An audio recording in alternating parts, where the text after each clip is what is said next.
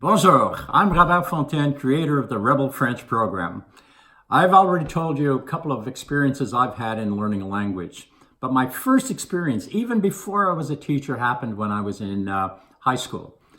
At that time, I was learning Spanish, and the only reason I took it is because Spanish is like French, and I wanted something easy. And at the time in school, I thought it was a hotshot. I could speak Spanish, no problem, and it was wonderful. So I signed up for a live-in program in Mexico for 6 weeks. I was going to live in two families.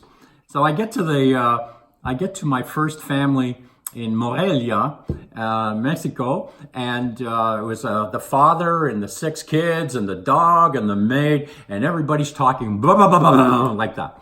You ever have that experience when you listen to someone speaking another language? Well, that's what I was like. And I could only say, si, non, for 3 days. I had a massive headache, and I never get headaches.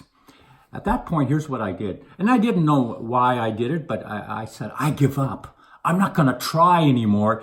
If they want to say something to me and it's important, they'll repeat, or they'll find a different way of saying it. So that's what I did.